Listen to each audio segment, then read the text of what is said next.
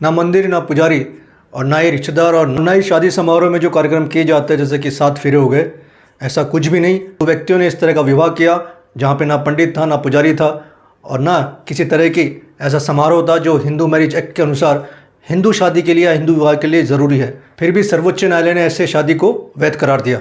यहाँ 2023 के अंदर सर्वोच्च न्यायालय के पास इस तरह का मामला आया है जहाँ पे लड़का और लड़की ने शादी की वकील के चैम्बर पे। हम कह सकते हैं कि वकीलों के सामने उन्होंने एक दूसरे को माला पहनाई, अंगूठी पहनाई। वकील ने यहाँ पे उनको मैरिज सर्टिफिकेट दे दिया और उस शादी को सुप्रीम कोर्ट ने मान्य करार दिया। हिंदू विवाह अधिनियम धारा 7 के अनुसार हिंदू विवाह तभी संपन्न होता है जब सेरेमनी जो साहब की जाती है, जैसे कि सप्तपदी 7 फेरों की रस्म होती है, आपके पंडित होता है जो आपके फेरे करवाता है, देन आपके छोटा मोटा समारोह होता है, रिश्तेदार होते हैं। तो ये सब जब होता है तो उसे एक विवाह माना गया है। हाँ, मैरिज रजिस्ट्रार में शादियाँ होती है वो अलग है, वो सरकारी ऑफिस में एक तरह से शादी है। लेकिन अगर कोर्ट के बाहर बात की जाए तो एटलीस्ट कम से कम 7 फेरे और पंडित होना चाहिए, उसी को वैध शादी करार दिया गया as per Hindu marriage act section 7। लेकिन जिस मामले की मैं बात कर रहा हूँ यहाँ पे न तो पंडित था, न 7 फेरे हुए, न कोई रिश्तेदार था और न किसी तरह का समारोह था। वकील के चैम्बर में शादी की गई। तो ऐसा क्यों? सुप्रीम कोर्ट ने इस मामले में आखिर इस तरह का फैसला क्यों दिया, क्यों शादी को वैध करार दिया, जानेंगे इस वीडियो में। तो जानकारी समझने के लिए वीडियो अंत तक जरूर देखिए। अगर आप लोग हमारे चैनल पर नए हैं तो please subscribe channel, press the bell icon. हमें इंस्टाग्राम पे फॉलो करना ना भूले। देखिए, मामला है ये तमिलनाडु स्टेट का।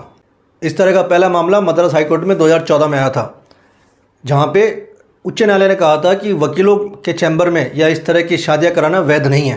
परंतु ऐसा क्या हुआ कि इन जोड़ों की शादियाँ वकील अपने चैम्बर में कराने लग गए या फिर अलग से कराने लग गए। मतलब माँ बाप से छुप के, रिश्तेदारों से छुप के, या फिर मंदिर में भी नहीं कराई लेकिन अलग से होने लग गई, एक प्राइवेट जगह पे होने लग गई। देखिए, तमिलनाडु स्टेट की बात करें तो यहाँ पे 1968 के अंदर एक अमेंडमेंट हुआ हिंदू मैरिज एक्ट के अंदर।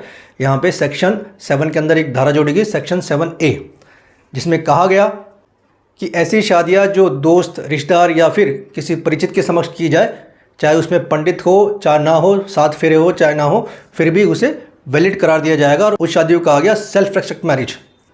अमेंडमेंट करने के पीछे सरकार की मंशा ये थी कि शादी कराने के लिए जो उच्च जाति के ब्राह्मण चाहिए होते हैं या जो विवाह समारोह करना होता है, तो कई बार हर पार्टी के ये बूते की बात नहीं होती है कि इस तरह के ब्राह्मण अरेंज करना या इस तरह के सेरेमनीज करना। तो शादी के प्रोसेस को ईजी बनाने के लिए जो आवश्यकता है पंडित की और समारोह की, इस आवश्यकता को दूर करने के लिए यह अमेंडमेंट किया गया था। तो तमिलनाडु के अंदर इस तरह के मामले बहुत आने लगे कि लड़का और लड़की मंदिर ना जाके या कोर्ट में ना जाके कई दोस्तों के बीच या रिश्तेदारों के बीच या फिर वकीलों के समक्ष शादियाँ करना शुरू कर दी। 2014 में पहला मामला आया, उस सारे मामले बढ़ते गए। ये जो रिसेंट मामला हो 2023 का, इसमें भी ऐसा हुआ कि लड़का और लड़के दोनों ने शादी कर ली।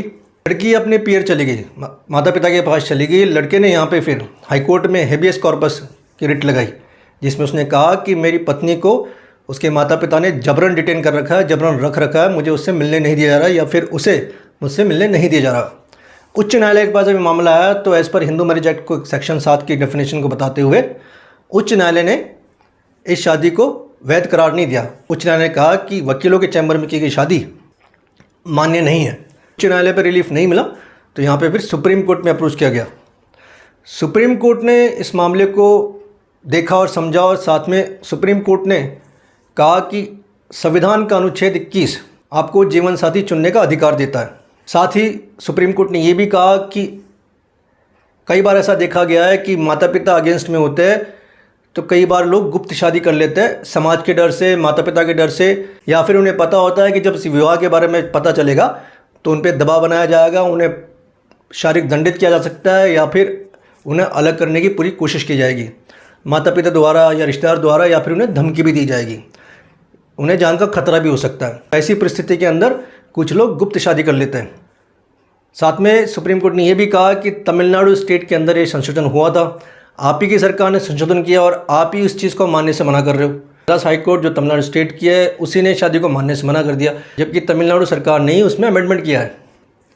तो सुप्रीम कोर्ट ने कहा कि इस तरह की सेल्फ रिस्पेक्ट मैरिज मान्य मानी जाएगी और जो विवाह इस जोड़े द्वारा किया गया था जिसे उच्च न्यायालय ने अवैध करार दिया, वैध करार नहीं दिया था, सुप्रीम कोर्ट ने उसको वैध करार दिया। तो दोस्तों, उम्मीद करता हूँ जानकारी समझ आई होगी। वीडियो को लाइक शेयर करना ना भूले। अगर आप लोग हमारे चैनल पर नए हैं तो please subscribe channel, press the bell icon. फिर मिलेंगे नई वीडियो में नए टॉपिक के साथ, तब तक के लिए नमस्कार।